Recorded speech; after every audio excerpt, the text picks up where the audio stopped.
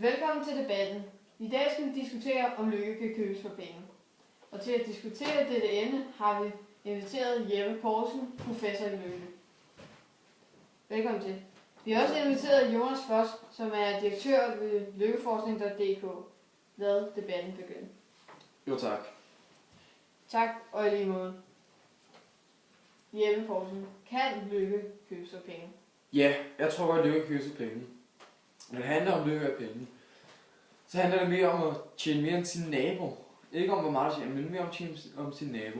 Og det er en amerikansk undersøgelse bevist ved at se, at folk hellere vil tjene $100.000 årligt i et kvarter, hvor andre tjente $85.000 årligt, end at tjene $110.000 årligt i et kvarter, hvor de andre tjente $200.000 årligt. Jeg mener ikke, at man kan købe lykke for penge. Lykke er noget, man kan fortjene sig til. Fortjene? Hvordan skal man skulle fortjene sig til lykke? Som et ordspil siger, behandle andre, som du selv vil blive behandlet. Så hvis du spreder lykken til andre, kan de sprede lykken tilbage til dig. Jo. Hvis du ser dem får til penge, nu siger vi du får 20 kroner fredagen til fredagslæg. Og så en dag så vil din mor lægge en ekstra 5 oveni. Det vil du blive glad for, ved du ikke? Jo, lidt. Jo, nu siger vi så, at du får 100 kroner hver fredag til at blive fredagslæg for. Og din mor igen lægger en 5 oveni, så du bliver nær så glad. Det er fordi, det handler mere om procenterne og ikke så meget om hele summen. Ja, men kærlighed ligger så meget tæt op ad lykke, og du kan heller ikke købe kærlighed. Kærlighed er nemlig noget, der ejes af en person. Du kan heller ikke betale din læge til at give dig en dreng eller en pige, når din kone er gravid. Nogle ting er bare for værdifulde til at købe sig penge, såsom kærlighed. Jeppe, men hvad kan man så købe, der kan gøre en lykkelig? Jo, i den tredje verden, så er der mange, der ikke har råd til de nødvendige livsgoder. Og det er mad, husly og medicin. Og når du ikke har dem, så bliver du utryg og usikker. Og usikkerhed og utryghed fører til ulykke.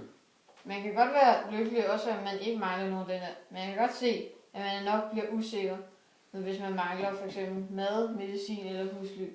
Så det kan føre til ulykke. Men nogle gange bliver der også sendt tv-hold til f.eks. nogle fattige lande i Afrika eller Indien, de fattigste dele. Også om de lever af affald og bor i en kloak, så er de stadig glade og lykkelige. Jo, men der er jo altid nogen, der kan leve af ingenting. Der har vi munkene som eksempel også. Munke, de lever et glad liv. Og et stille liv, kan man sige. Og det har ikke mange objekter i sig.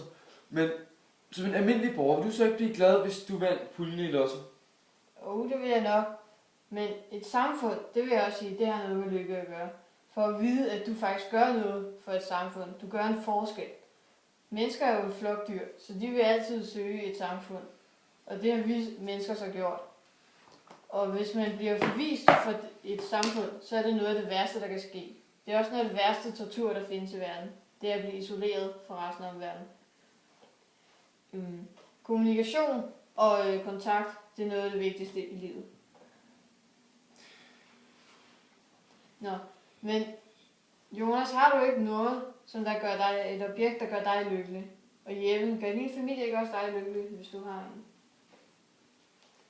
Jo, jeg har en bestemt ting, som jeg fik af min mor i hendes sidste stunder. Det var en halskæde. Den halskæde har jeg altid på mig. Og den halskæde giver mig tryghed i usikre situationer. Jeg har da helt sikkert også en familie og en dejlig kone og dejlige børn. Og jeg ville også blive helt sønderknust, hvis jeg mistede dem.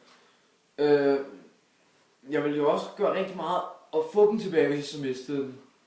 Så jeg vil mere sige, at lykke er en kombination af både kærlighed, kontakt og kommunikation, og så penge. Ja. Men er konklusionen så, at lykke det er omsorg, kærlighed, at være med i et samfund og have penge til de livsnødvendige goder? Ja, der vil jeg så sige, der vægter jeg lige meget med alle tingene. Ja, men penge er også en stor del af lykke. Men jeg synes stadig, at omsorg, kærlighed og være med i et samfund er det, der er mest lykke for en. Men det var alt for i dag. Tak for at I så medseere, og en sidste tak til Jeppe og Jonas for at deltage i vores program. Vi ses næste gang, hvor vi diskuterer om hundeloven, og vi ses. Okay. Det gik det fint, der var du ikke så mange fejl. Sagde du Afrika land igen? Nej, jeg sagde det